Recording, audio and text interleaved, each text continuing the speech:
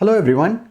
In this video, let's learn about what is a relay and how to use it to control various AC appliances.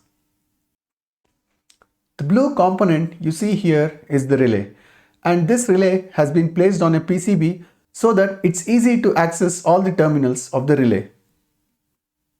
The relay has 5 terminals, namely C1, which is the first terminal of the coil, then C2, which is the second terminal of the coil, then we have the common terminal, then we have the terminal normally connected, which is also called as NC, and then we have the terminal normally open, which is also called as NO.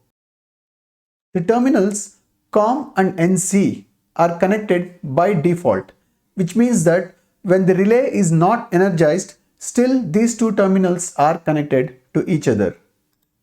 When the coil is energized through the terminals C1 and C2 by passing a current through it, then the terminals COM and NO gets connected. This means that relay works on the principle of electromagnetism. When you pass a current through the coil, this current creates a magnetic field around the coil, and that magnetic field attracts the switch towards COM and NO. Again, when the coil is not energized by stopping the current, then the switch goes back to COM and NC. This way you can turn on and off the relay by passing current through the coils. When you pass current through the coil, COM and NO are connected, and when you stop passing the current through the coil, COM and NC are connected to each other. This is the symbol for the relay, and as you can see, the COM terminal is connected to NC by default.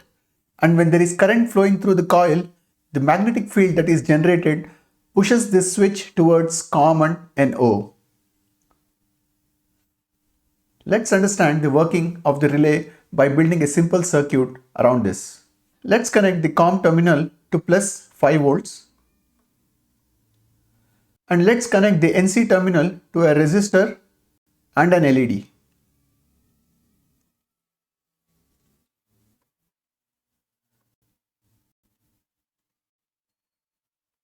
We can use green LED for NC, and we can connect a red LED at NO.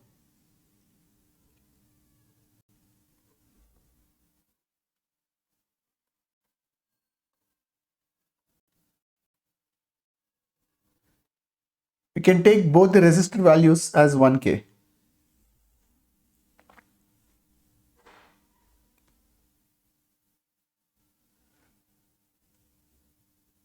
Now we need to pass certain amount of current through the coil. Let's say we want to pass around 40 or 50 milliamps. Let's make use of the transistor as a switch circuit.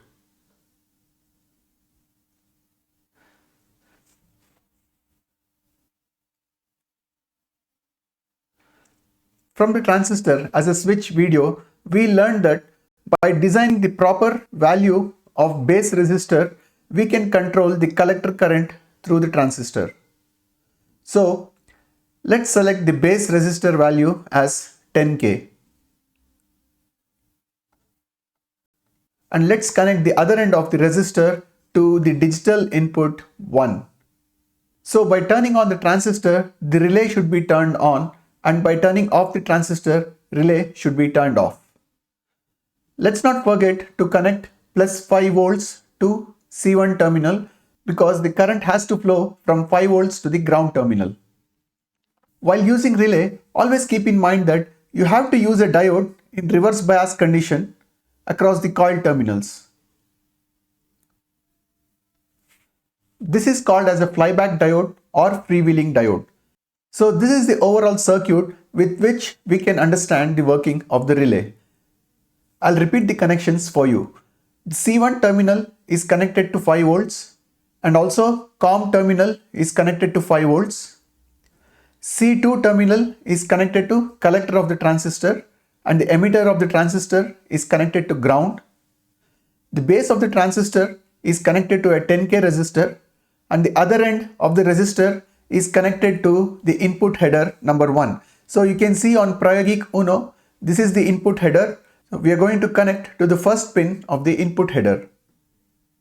NC is connected to a 1K resistor and again to a green LED, and the cathode of the LED is connected to ground. Similarly, NO terminal is connected to another 1K resistor and that is connected to a red LED. So make sure that you connect green and red so that you can differentiate between the NC and NO terminals. Let's go ahead and build this circuit and see the working of the relay. Please note that the flyback diode in the circuit is already present on the circuit board, so you need not connect this diode again. Let's place the transistor. Let's connect C1 to plus 5 volts. Let's connect C2 to the collector of the transistor. Let's connect emitter of the transistor to ground. Let's take a 10K resistor and connect one end of it to the base of the transistor. Let's connect the other end of the resistor to the input terminal in the input header. Let's connect 5 volts to the COM terminal. Now let's place the 1K resistor and the green LED. Let's place another 1K resistor and the red LED. Make sure that the cathode of green LED and red LED are on the same row, and this row can be connected to ground terminal.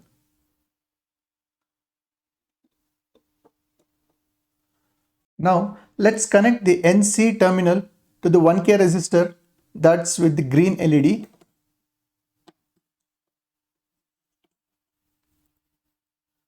And let's connect the NO terminal to the 1K resistor that's with the red LED.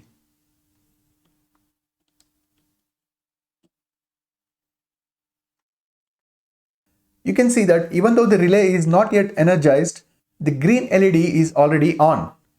This shows that there is already a connection between the COM terminal and the NC terminal. Let's energize the relay by turning on the switch on the Android app. Since we have connected to the first pin of the input port, we need to turn on the first button. Let's turn it on. As soon as I turned on, now you can see that the red LED is on. This means that the COM terminal has been connected to NO. That's the reason the 5 volts is being supplied to the red LED. Now let me go ahead and turn off the switch in the Android app. You can see that the green LED has again turned on. This way you can turn on and off the relay. You can hear a clicking sound when you turn on or off the relay.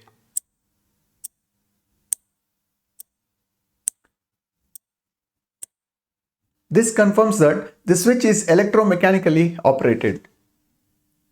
So with this circuit, we got an overview about how the relay works. But let's dig deeper and see what exactly is inside a relay and how exactly it functions by passing current through the coil.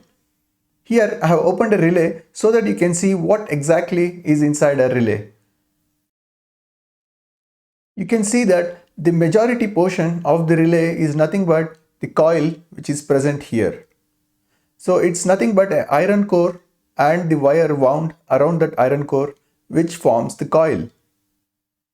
You can also see that one end of the coil is connected to this terminal and the other end of the coil is connected to this terminal. So these two terminals are nothing but C1 and C2. You can see the thin wire which goes and connects to the terminal here on the both sides.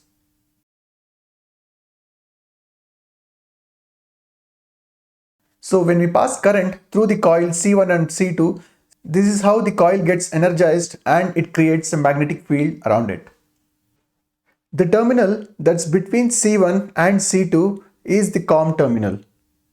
If you carefully observe, you can see that this COM pin is connected to the plate above it. So this plate comes to the top and connects to two other terminals,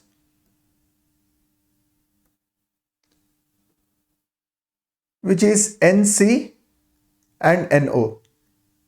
So you can see that the plate comes and connects to NC, which is normally connected, and the other terminal here is NO. And when the coil is energized, it pulls the plate towards it so that the COM terminal connects to NO. And when there is no current through the coil, the plate goes back to NC.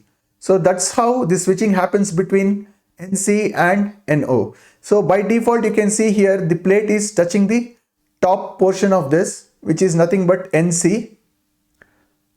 And when you pass current through the coil, it attracts this plate towards it and the plate touches the NO terminal.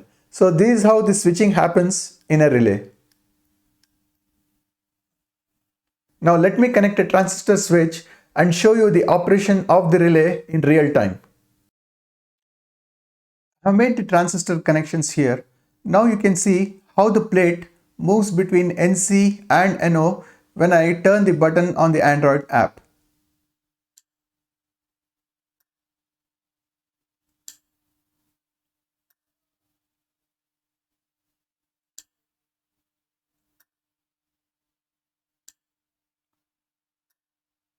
So this is how a relay works. I hope you are able to get a good understanding about the internals of the relay and understand how exactly it works. The main advantage with the relay is that you can also control AC appliances as well as DC appliances. You can see that the control part is not directly connected to the load part. So higher loads can be controlled through the relay as it operates on electromagnetism. So while building the circuit for the relay, there are few things that you need to keep in mind. You have to make sure that you're not passing excessive current through the coils, because excessive current will cause heat in the coil and it might damage the relay eventually. And also if you pass too less current through the coil, it might not be sufficient to generate the magnetic field that is required to pull the switch. So you always have to design the optimum current to pass through the relay coils. I hope this gave a good understanding of the relay. Please rig up the circuit and make sure you understand all aspects of the relay. In the next video, we are going to discuss why exactly we need this flyback diode and what is the importance of it. And we'll also be controlling an actual AC bulb which will be connected to the relay here. Thank you for watching this video.